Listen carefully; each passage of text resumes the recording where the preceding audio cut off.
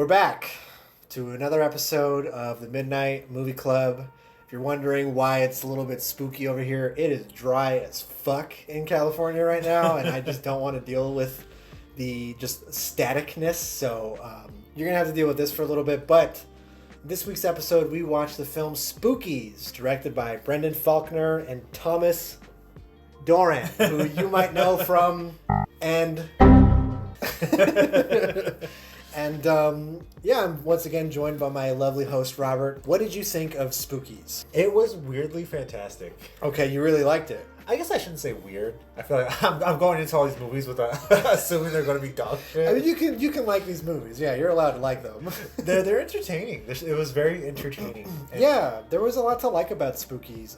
This was given to me off of a blind recommendation, just based off of like a Reddit thread, just like what's kind of some out there movies that you would recommend, and this was just on the list, so I decided to check it out. We recommend that you watch the film before you check out this show in general. But we all know that nobody's going to do that, so we're just going to go ahead and talk about it anyway. If at any point you want to start, you feel like this movie is very interesting to you, stop this video, watch the film, come back, and make sure you come back to this video because then we get 2 views.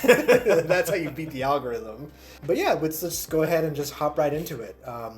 The opening of the film features probably the dumbest kid ever in cinema.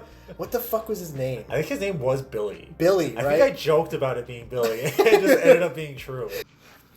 Fucking little Billy Joe. Just marching through the graveyard. Yeah, so it's his 13th birthday, and for some reason he's under the impression that he's going to be, like, surprised or something. I think he was running away. Yeah. And it starts with him in the middle of buttfuck nowhere forest. Just out middle of nowhere, dark at night, because apparently they maybe forgot? Yeah, I think that the premise was is that they forgot that it was his 13th birthday, so he kind of runs away. But then he encounters the spooky mansion, which is where most of the movie takes place, and he reacts as if his family suddenly remembered his 13th birthday. He walks into the spooky house. Empty, dark, spooky house. And there's a fully lit, with balloons and everything, room, the cake on it that says, "For him." And at no point does he think, this is suspicious. Nope. He just fully believes it right away. He's like, oh, you guys did remember. Hey, a surprise party. So you didn't forget after all. This kid is fucking really dumb. Walks into an abandoned building with his name on a postcard. This isn't suspicious at all. How did you guys know I was going to be here? And the part that killed me most about that is how long it dwelled on the mystery of it. Whereas, like, I, as a viewer, I'm like, oh, he's in fucked. Like, we all know that he's in danger, but the whole time it's like, oh, is he actually? Like, it really played around with that mystery. And that's how I knew that we had something special here. It was how long it lingered on this. And how long the stupidity of this child could last. This kid was fucking dumb. Like, I think that he is in the Horror Hall of Fame for dumbest kids.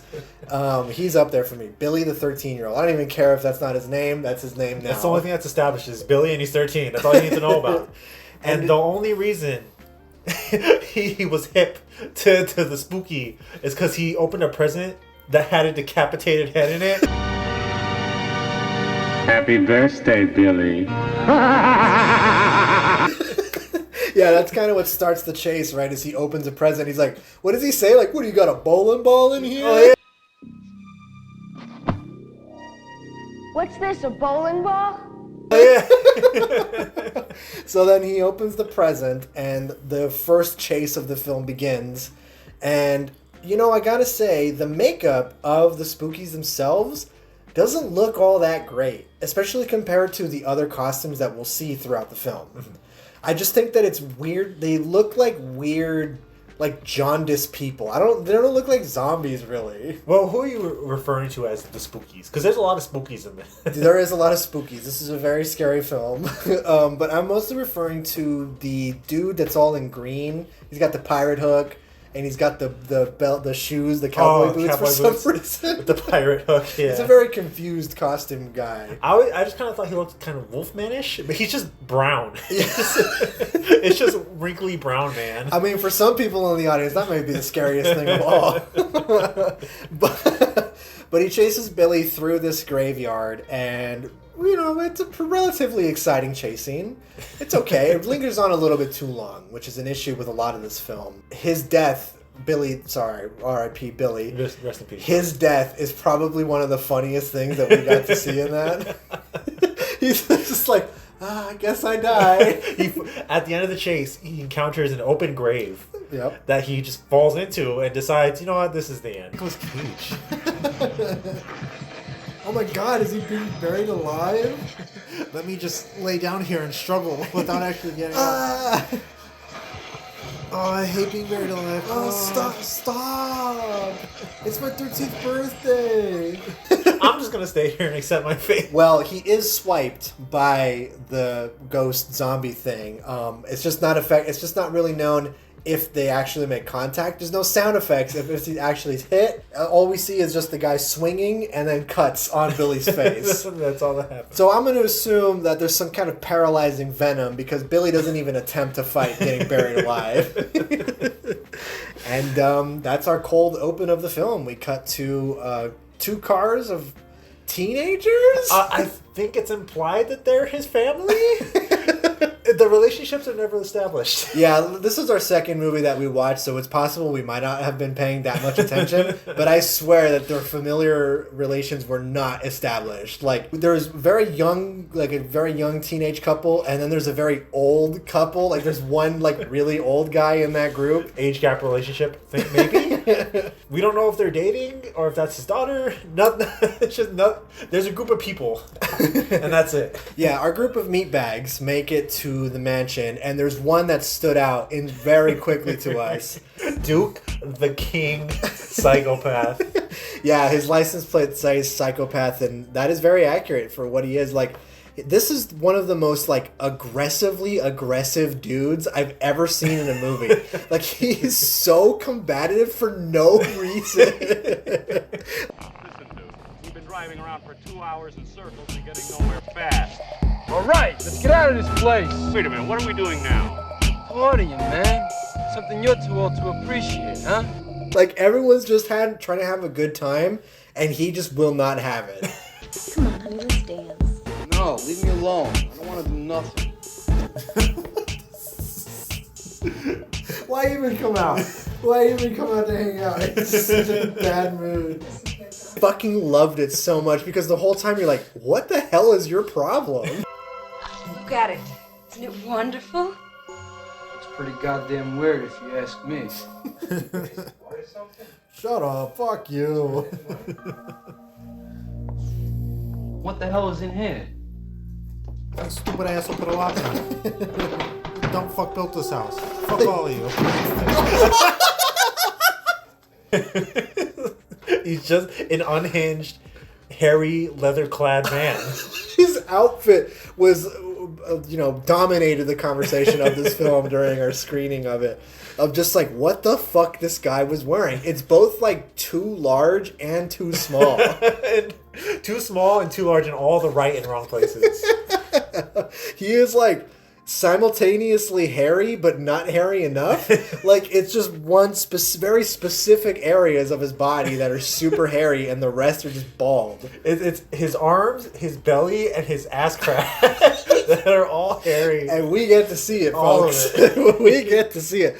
Whoa, not her. Not Linda. Oh shit, that's cool. Look at his fucking hairy ass crack. his fucking love handles poking through. That's such an unflattering shirt. It's probably the most slutty outfit of the whole film.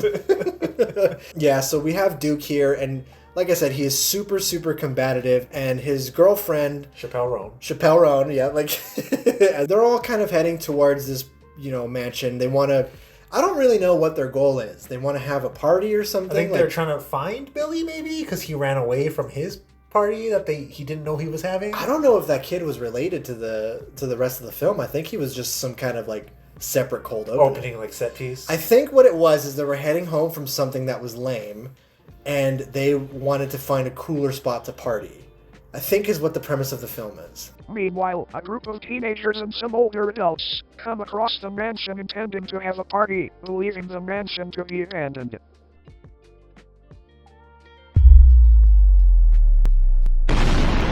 Okay. Again, this is the second film we watched, so I'm sorry if details are a little blurry here. They come across this mansion, and we have this like wizard guy who is trying to bring back or has successfully brought back an old kind of lover of his. An obsession of his. An obsession, yeah. We joked many times that he is like the top subscriber of her OnlyFans, yeah. But it's very apparent that he has very strong feelings towards this woman who... I mean, who wouldn't? I mean, come on, look at her. What a bombshell that one. So that's the premise of the film. These meatbags show up to this place, and there's an evil wizard trying to kill them all. But it's never explained why he wants to kill them all. It's part of, I think, keeping her alive. Something like that. But she seems like healthy and like active without very many of them dying. Yeah, she's fine. She just wakes up without... She's like, turns out I only needed one. So yeah, from there, it's very bog standard horror film. Some kind of set pieces happen from there. Like, I'm not going to lie. I'm going to show it in the screening here. I fell asleep a little bit. Oh, did you? Watching this movie, yes.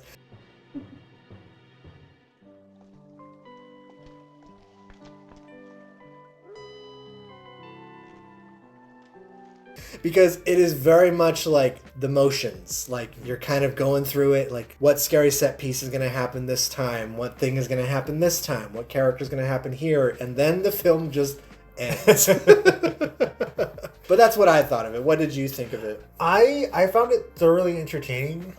That, yeah, you may have been going from, like, set piece to set piece, but each one was so like visually interesting and actually very well done with the effects that I was just excited to see it. That's true. I agree with that. At no point did I think all these look awful. They're very impressive.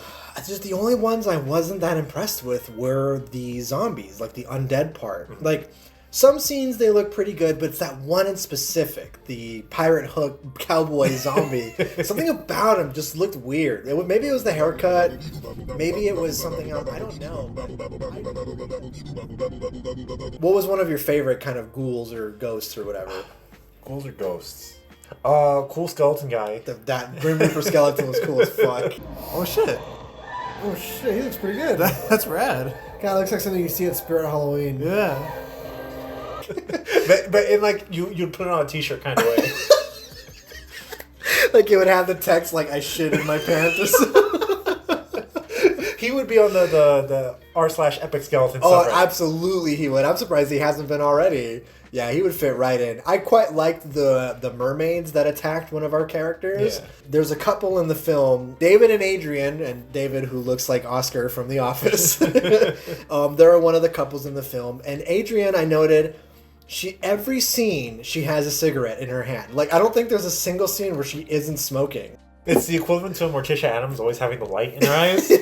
She always has a cigarette. She always, even when they're laying in bed relaxing, she's always smoking. And so they encounter these kind of mermaid creatures that instantly kill David. I think that he gets like 2 lines in the whole film and then he dies. He's asleep in the scene, then the monsters approach and we find out he's actually already dead. He's actually dead. It was a surprise. Because she was shaking him pretty hard there, so I was like, okay, this guy is fucking dead. Like, there's no way. And that action scene is pretty good because she's kind of kicking their ass at first. Yeah. Like, I'm like, oh damn, she doesn't need any help. Like, and she briefly escapes from the mermaids until she encounters the next coolest creature. The weird tentacle gooey man? Yes, there was like a gooey man that like melts her face or like shrinks it, right? No, it melts, like straight up melts it. It melts her face. Red goo. Such a cool effect. Like such a cool stop motion effect. Oh shit! Oh, that's awesome! That was rad. He's like, oh fuck! I didn't know I could do that. He's pogging. He's like, can you believe I did that? I just think that the thing that really shines in this film is how creatively our characters are killed. in this. For me, at least. That is what was really perked my eyebrows the most. I locked the fuck in for any sequences regarding that stuff. Well, I think Adrian's death is by far obviously the most well done. Yeah. Like, effects-wise. Yeah. But by the end, when the movie ended, we were confused at what everyone's fate was. we assumed they die. Yeah, the towards the later half of the film, some of our characters just kind of get like locked away somewhere. They get trapped, and I do think they die because we see some of them become skeletons, spooky skeletons.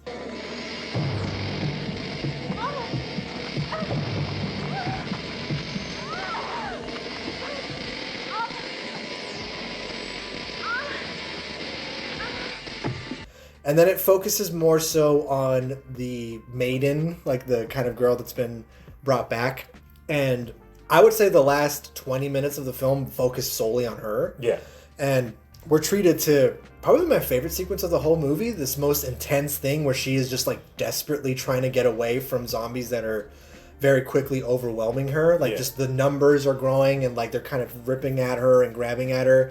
You and I were both kind of like, damn. Like despite this being like a cheesy 80s horror flick, it really captured like the horror of what a zombie situation would be. I would say better than like most zombie movies I've seen. Holy shit.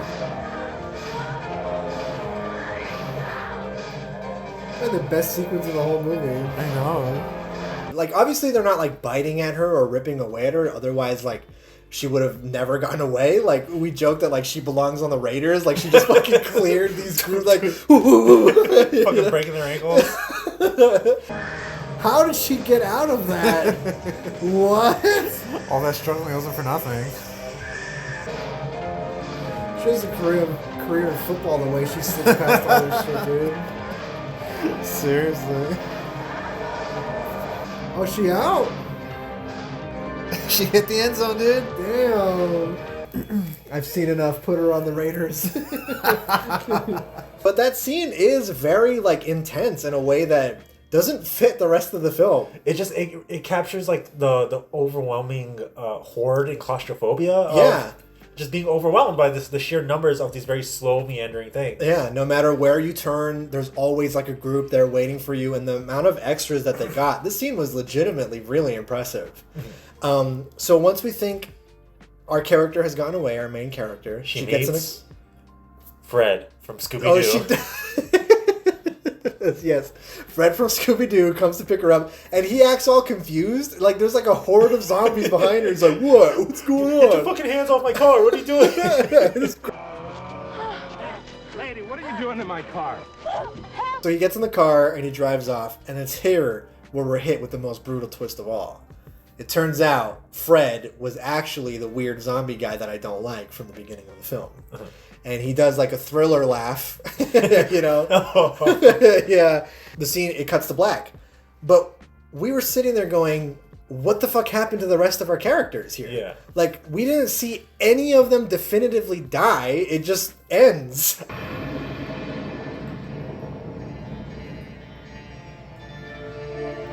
So did everyone else just die?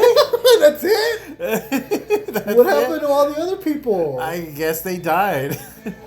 I mean, cool t-shirt skeleton man slashes Dirk with Dirk, yes. Dirk with the scythe, and he just flies off into like the wall, like almost unconscious. We never see him again. That's the last time we see him.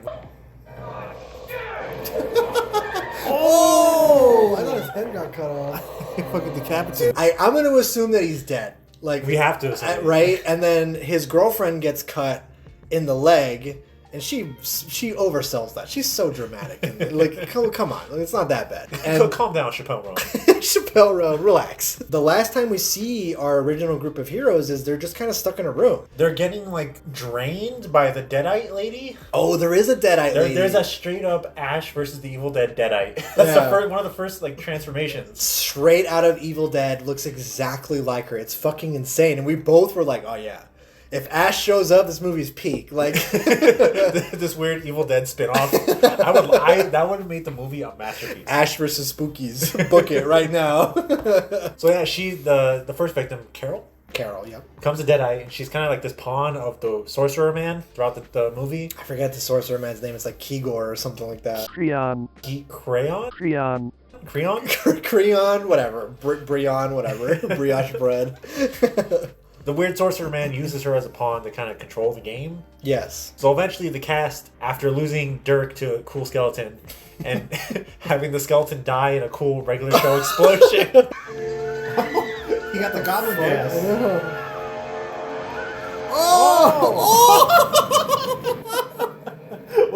What the fuck? I did not expect that to happen. What the fuck was that?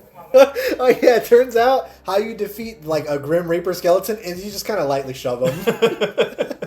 And they just explode. That's just what they do, apparently. They explode in a comical sense, yeah. After that little encounter, they find a potion of acid on a bookshelf. Yeah, yeah. And the old man decides, this is the key. This is how we win. We have to get that other bottle that apparently a zombie had earlier. Something like that, yeah. But then Chapel Roan, I'm saying it wrong, like, you know, Chapel Roan bumps into it and it falls, the bottle of acid. And doesn't it melts something away like a zombie? A statue. And they're obsessed with this effect because you see it more than once in this film, this like weird stop motion-esque degrading effect. And it made my eyebrows perk up every time. I loved it. Yeah, they ultimately decide that that's the key to getting out of there until it isn't. And throughout the film, they play with this weird like Ouija board, but it's not. It's like a Ouija cross. Spiderweb? Yeah, it's like a Ouija spiderweb, and that's where we meet one of the cooler creatures of the film, and that is the sexy Asian spider lady. Who seduces... Who does she seduce? The weird puppet man. Funny puppet man. The funny puppet man, and he has an interesting death, too. When she hits him with the stinger, his face goes like yeah, she literally sucks the life out of him. Yeah, he gets all like shrunken. Oh, she's gushing. Jesus. Whoa! That guy. Holy fuck. I don't think I've ever laughed less at a character than this guy. Like, despite how like unfunny he is, I found him strangely charming. Like, I kind of loved him. How stupid he was. When he wasn't trying to be funny, he was funny. Like, every time he was just doing his actions, like solving puzzles in this haunted mansion, but making sure he doesn't forget his beer. Just like, it's just such a funny little character detail, you know? But that puppet that he carries with him, like, and the jokes he cracks, good lord, man. It's just like I felt like I was at a terrible open mic night. And I confirmed, he is wearing a shirt with a picture of himself and his puppet. Yes, yes. It's the little character details about him that are funny. But he has one of the best deaths in the whole movie. Creon. Greyjoy. Creon Greyjoy. The Dickless, yeah. The Dickless. It's true, because he simps hard for that fucking maiden. She is not interested. Will do anything for his OnlyFans. Top 1%. Yeah. But I really like the character's presentation. He's got a good voice, and I think that like for how much he's in the film, he does a pretty good job at like establishing like the evil threat. Mm-hmm. He's not in the film that much, but you know that he's the one pulling all the strings. You know? He's the game master. Yes, yeah, and there's a lot of chess allegories with this character as well. All the chess allegory is just him forcing the chess allegory. That's true. His little slave or whatever is just kind of like, I don't know what the fuck. And he has his Discord kitten, his little slave. Little yeah, you think he even calls him a kitten at some point. He does. Oh my god, he's even doing the neckbeard voice. Like that. Does Princess want Discord Nitro? Princess, for the last time, please stop downplaying my employment. I love that weird veiny thing that he does. It's something that we noticed. That's one of those cool little effects. It was actually very well done. Yeah, it's not too emphasized. Yeah. It's not too whatever. But then later in the film, he's stabbed in that vein. How he dies is he's stabbed in his head cock vein. His dick head vein. This ghoul is trying to get with her. Just your average OnlyFans subscriber. Oh, stabs right in the fucking vein. Which got a very visceral reaction out of me. Like that's one of my worst nightmares. But it's never like one thing I do really like about the film is that like he is established to be this game master-esque person who can kind of control all these things, almost like all-powerful being. He's controlling everything. Yeah, but he's really easy to kill. You just get fucking stab him with a knife, apparently. Yeah, it's kind of like the simplest solution is the one that works. There's no like ritual that the characters need to do. They don't need to survive or win the game. No. Just fucking stab him. I really like the attitude that this movie approaches. It's a very like loose, doesn't give a fuck kind of movie. It just kind of does whatever it wants, but it really works. It does whatever it wants, and it's does it well. Yeah. At least in an entertaining fashion. Yeah, there's a lot of good craftsmanship to this movie. I was never bored, despite what I said earlier about falling asleep. It wasn't because I was bored, I promise. I locked the fuck in during the last act of the film. But I think it's just made with so much love and craftsmanship for the genre. There are so many sets in this movie where I was like, damn, that looks pretty good. Like, for a film that I assume was low budget, like, it had to have been. I got this weird kind of Castlevania vibe from it. Yeah. Just from, like, the assortment of monsters and the fact that they're constantly traveling through all these different sets. It's like they're going up the castle to kill Dracula.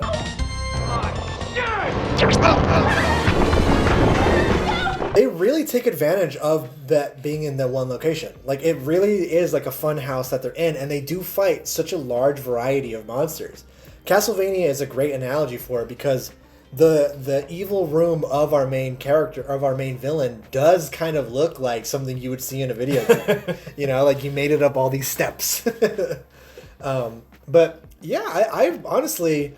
The one thing that really irked me the most about this movie was the music. I thought it was super fucking random. Like they got a cat on a MIDI keyboard. Just the laziest, confused synth. Yes. Just kind of like... It's like... I feel like the score really holds this movie back. Like, if there was a talented enough editor, you could just remove the music from this movie, and I think it would work so much better. Yeah, this is editing Noah here from the future. I don't know what the fuck I was talking about when I was saying this. The soundtrack's mostly fine. There's like a few things that are kind of weird, but this song is a banger, and I've been listening to it while editing this video, so I don't know what the fuck I was even saying here. But for the most part, I kind of had a blast watching this. I did. It's very entertaining. Like, at no point was there a lull for me. Like, I was entertained the entire way through, just because of how silly it was, but also interesting it was visually. Yeah, with all the effects and the monsters. Yeah, they did a really great job with all of that. Minus the one blunder. Genuine blunder is you can see the puppeteer for one of the monsters. It's like some gargoyle in a cave chasing the maiden. You can see just the guy's head at the bottom as he's going. Bright as day, like, how did people miss this? How did no one see this? How did the director not go, can you just put a fucking mask on? Like a black mask and I would not be able to see you. And if Robert noticed that, because he doesn't typically notice that shit. And if Robert notices it, that means it's that, like, plain as day, some guy like this, like, Oh, God. Oh, shit. That's so cool. Wait. I want to say rewinds. Can we rewinds? Yeah. Oh, shit. I swear to God. You can see the puppeteer behind the monster. Hang on. There's no fucking way. Oh, no way you can. You can even see him dug at the last second. What?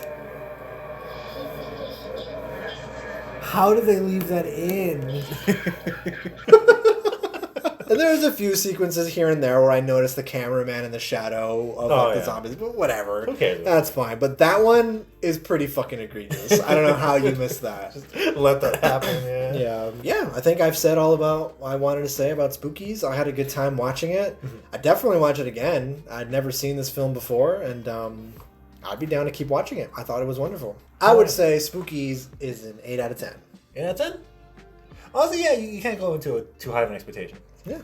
Horror movie, schlocky horror movie from the 80s. It's very entertaining, good visual effects. I'll give it 8 out of 10. Okay. I agree. Right. We're in agreement. 8 out of 10.